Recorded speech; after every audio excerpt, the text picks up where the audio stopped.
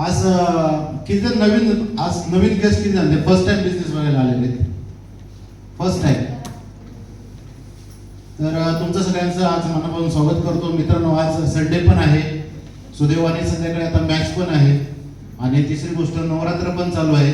तरी पण तुम्ही सगळेजण या ठिकाणी आले, त्याचा अर्थ कारण एकच आहे की तुम्ही काहीतरी आयुष्यात शोधताय किंवा करण्याची इच्छा ठेवताय म्हणून या ठिकाणी आलेले आहेत. आणि जे इच्छा ठेवत नाही ते बोलून सुद्धा आलेले नाहीये. तर ते आलेले आहेत आणि आले नाही ते दोघांसाठी एकदा जोरदार टाळ्या होत्या. माय डिअर फ्रेंड्स, नाव आहे संजय तुळसकर, पुण्यामधून बिलॉंग करतो, पण माझं नेटिव्ह प्लेस गोवा असलं तर मी पुण्यातच माझं करिअर पूर्ण झालेलं आहे. By qualification law graduate plus MBA marketing. 3 वर्ष दुबईमध्ये सर्व्हिस केल्यानंतर सुद्धा लक्षात आलं की खूप मोठी नोकरी केली म्हणून खूप मोठा पैसा मिळतो असं नाही मित्रांनो. आणि then I started my career direct in 2013 full timer म्हणून काम चालू केलं मित्रांनो.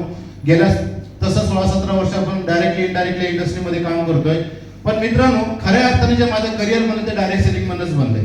म्हणजे पुण्यासारख्या ठिकाणी गाडी, घर किंवा माझं जे 360 डिग्री मध्ये करिअरचा जो ग्राफ होतो तो डायरेक्ट सेलिंग मधनं बनलाय. आणि म्हणून मी डायरेक्ट सेलिंगला आजही पॉझिटिव्ह, भविष्यातून पॉझिटिव्ह आहे. परंतु एक गोष्ट लक्षात ठेवा मित्रांनो, जे आम्ही 10 वर्ष 15 वर्षापूर्वी डायरेक्ट सेलिंग मध्ये काम करत तेवढं सोपं नव्हतं. कुठलीही टेक्नॉलॉजी नव्हती, कुठल्याही गोष्टी नव्हत्या.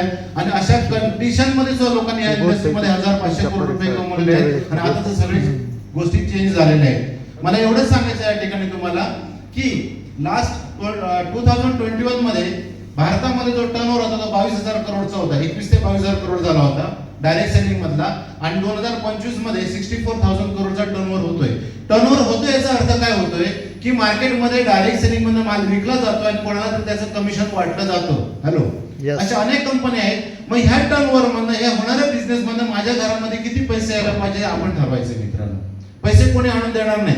राहिली गोष्टी सर्टनिटी आणि अनसर्टनिटी. कुठल्याही व्यवसायामध्ये सर्टनिटी पण असते, अनसर्टनिटी पण असते. माणूस व्यवसाय करायला घाबरतो, याचं कारण का? आणि नोकरी कम्फर्टेबल झोन मध्ये जाऊन करतो, याचं कारण काय?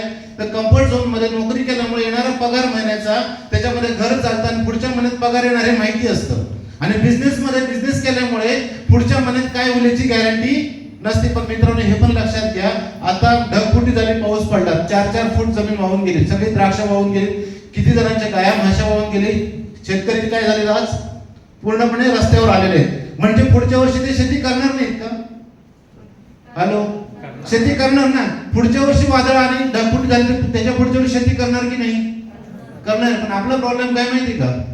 5,000चं प्रोडक्ट दिला, 10 लोकांपर्यंत गेल्यानंतर 11वेळी नाही म्हटलं की म्हणतो नेटवर्क मार्केटिंग नको करायला. हॅलो, तुम्ही हे ठरवा, आपल्याला हे ठरवावं लागणार, नेटवर्क मार्केटिंग किंवा समर्थ सक्सेस आपण आपल्यासाठी करतोय का लोकांसाठी करतो? नंबर 1. नंबर 2, मी माझ्या स्वप्नांसाठी काम करतो का दुसऱ्याच्या स्वप्नांसाठी काम करतोय? आणि नंबर 3, घरात आल्यानंतर मुलांकडे बघायचं ना, विचार करायचा, समर्थ सक्सेस नाही तर दुसरं काय? बऱ्याच वेळा आपण एक्सक्यूजेस देतो मित्रांनो. तुम्हाला मी सांगतो, आता इथं किती म्हणजे प्रोफेशनल एम्प्लॉईज आहेत मला माहित नाही, पण आता H1 व्हिसामुळे अमेरिकेमध्ये किती लाख लोक रिटर्न येत आहेत? $1 मिलियन भरायचे जर राहायचं असेल तर. आणि बऱ्याच लोकांनी 5 वर्ष 10 वर्ष काम करून $1 मिलियन कमवलेच नाहीयेत. म्हणजे अनएम्प्लॉयमेंट आहे. याचं कारण काय? येणारी टेक्नॉलॉजी. अनएम्प्लॉयमेंट कशामुळे होते? AI चालू झालं आता, आर्टिफिशियल इंटेलिजन्स. आपण जर नाही सुधारलं तर परिस्थिती आपल्याला सुधारायला भाग पाडणार आहे मित्रांनो. मी एवढंच सांगेन, ज्या व्यक्तीने तुम्हाला या ठिकाणी बोलवलं आहे, ज्या व्यक्तीवर तुम्ही आलेले आहेत, त्याला कमीत कमी जाताना थँक्स म्हणा की अशी ऑपॉर्च्युनिटी पुन्हा मला आयुष्यात कोणी देऊ शकणार नाही, त्या माणसाने तुम्हाला दिलेली आहे. सर्वप्रथम धन्यवाद देईन मी माझे ग्रेट अपलाइन संदीप सर, जे कंपनीचे फाउंडर आहेत, आणि all leaders, Sachin Ghorpade sir असतील, निलेश सर असतील, संदीप उमाप सर असतील किंवा फाळके सर असतील. या ठिकाणी स्पेशल थँक्स द्यायला पाहिजे दीपा सावंत मॅडमना, ज्यांनी हा प्रोग्राम अरेंज केला. त्याच्यासाठी सगळ्यांसाठी जोरदार टाळ्या व्हायला पाहिजे मित्रांनो. आणि एवढंच सांगेन की कुठेतरी सुरुवात करा, कामाला सुरुवात करा, मेहनतीशिवाय कुठलाही पर्याय नाही मित्रांनो.